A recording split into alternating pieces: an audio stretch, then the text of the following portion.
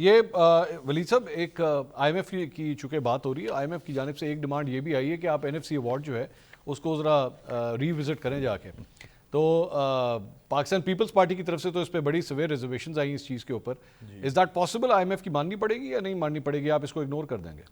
اس کا تو جواب گورنمنٹ ہی دے سکتی ہے جی. لیکن یہ جو اتنا شور مچا ہوا تھا کہ جی وہ پی ٹی آئی نے خط لکھا آئی ایم ایف کو، اس کا متن جو ہے اس پہ آئی تھنک پتہ نہیں کتنے لوگوں نے غور کیا ہے. نہیں کہ اس میں تو ایسی بات ہی نہیں ہے کہ ہم اس کے راستے میں رکاوٹ ڈالنا چاہتے ہیں فائنانسنگ کے.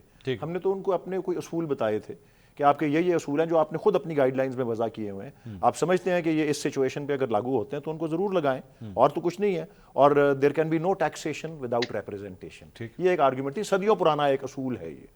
تو اگر کوئی نمائندہ حکومت ہی نہیں ہے تو آپ چاہیں گے اس سے ڈیل کرنا، اور ہم نے آپ سے کوآپریٹ کیا تھا کہ آپ کو ولید صاحب کون کہہ رہا ہے کہ نمائندہ حکومت؟ میں بیک گراؤنڈ کے طور پہ یہ بتا رہا ہوں. نمائندہ حکومت ہے جناب، میں یہ بیک گراؤنڈ کے طور پہ بتا رہا ہوں. تو بہرحال جی ہم نے اس کے لیے فری اینڈ فیئر الیکشنز کی بات کی تھی اور آپ کو سپورٹ کیا تھا، اور ساری بات سپورٹ کا ایکسٹینڈ کرنے کا وعدہ بھی کیا تھا. لیکن پھر اس کے بعد جو ہوا وہ سب کے سامنے ہے.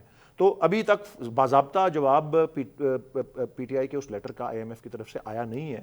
لیکن کچھ اعلانیہ باتیں جو ہوئی ہیں وہ یہی ہیں کہ جی ہم سیاسی معاملات میں جواب تو آ گیا ہے. نہیں، تحریری جواب کوئی نہیں آیا، کوئی نہیں آیا. میں آپ کو تصدیق کر دیتا ہوں نہیں آیا. دے سیڈ کہ جی ہم انٹرنل میٹرز پہ نہیں بولتے. نہیں، وہ انہوں نے کوئی اپنا کیا ہے، لیکن کوئی اٹ از ایکسپیکٹڈ کہ کوئی تحریری جواب بھی آئے گا. ابھی تک آیا نہیں ہے. بہرحال میں اس بیک گراؤنڈ کو دینے کے بعد صرف یہ کہتا ہوں کہ این ایف سی ایوارڈ چونکہ ایک آئینی ترمیم کے ذریعے اس کا سارا وہ ایک آئین کی شق کے تحت وہ تشکیل ہوتا ہے، اور پھر اس میں ترمیم کر کے وہ صوبوں کو زیادہ جو ہے اس کا بڑا حصہ جو ہے وہ دیا گیا، اور یہ بھی وضع کیا گیا کہ اس حصے کو کم نہیں کیا جا سکتا. یہ 18ویں ترمیم میں ہو گیا. اب اس کے اوپر بات کرنا، آئی ایم ایف نے چلیں جو کہا کہ جی ہم اکنامک معاملوں کی بات کرتے ہیں، پولیٹیکل معاملوں میں انٹرفیئر نہیں کرتے. تو یہ کیا پولیٹیکل معاملہ نہیں ہے؟ This is a very serious constitutional issue.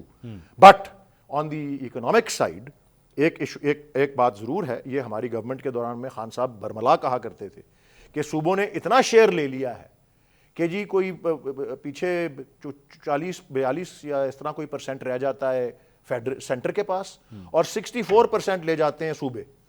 تو ہم نے ڈیٹ سروسنگ ہم نے کرنی ہوتی ہے، یہ اخراجات اور انٹرسٹ اور لون ریپیمنٹ اور ڈیفینس اور اس طرح کے خرچے، ہمارے پاس کچھ سپیس ہی نہیں رہتی. تو یہ ہم تو کہہ رہے تھے اس لحاظ سے ہمارے ایک موقف سے مطابقت رکھتا ہے آئی ایم ایف کا یہ سٹانس. یہ میں ضرور کہوں گا، لیکن اس کے لیے آئینی ترمیم چاہیے ہوگی.